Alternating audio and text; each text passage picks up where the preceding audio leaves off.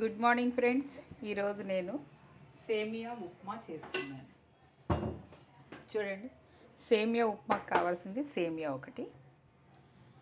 ఇవి మన టేస్ట్ని బట్టి ఏమేమి పప్పులు వేసుకోవాలన్నది వేసుకుంటాం. ఈక కూరగాయలతో ఇలా చేస్తాం. ఇన్ని రకాల కూరగాయలు అంటే బఠానీ, క్యారెట్, పచ్చిమిర్చి, ఉల్లిపాయ, అల్లం తురుము, బీన్స్, టమాటా, ఇక కొత్తిమీర, కరివేపాకు, అది కామన్, లెమన్ ఒకటి. దీంతో నేను ఈరోజు సేమియా ఉప్మా చేస్తున్నాను. చూడండి ఫ్రెండ్స్, మనము ముందు ఒక కళాయి పెట్టుకుందాం. దాంట్లో కొంచెం నూనె వేసుకుందాం. దీనిలో ఫస్ట్ మనం ఆవాలు వేసుకుందాం. అవి చిటపటలాడుతున్నప్పుడు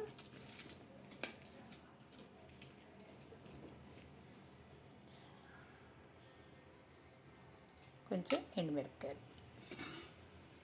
తర్వాత మనం ఈ పప్పులన్నీ వేసేసుకుందాం.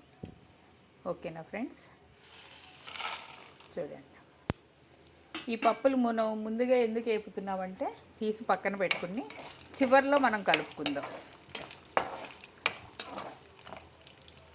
చూడండి ఫ్రెండ్స్, పప్పులు బాగా వేగిపోయినాయి. ఇవన్నీ తీసి పక్కన పెట్టేసుకుందాం. పక్కన పెట్టుకున్నాం కదా ఫ్రెండ్స్. ఇప్పుడు ఇవి ఒక్కొక్కటి వేసుకుందాం. ముందుగా మంచి ఫ్లేవర్ రావడం కోసం అల్లం తురుము వేసుకుందాం. తర్వాత పచ్చిమిర్చి.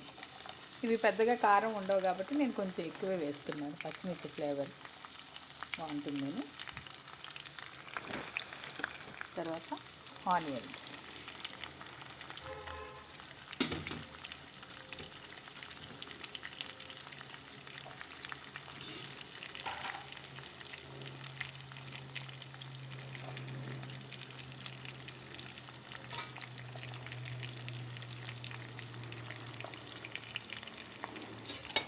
ఇవి కొంచెం దోరగా వేగిన తర్వాత మనం ఈ కూరగాయ ముక్కలన్నీ వేసుకుంటాం.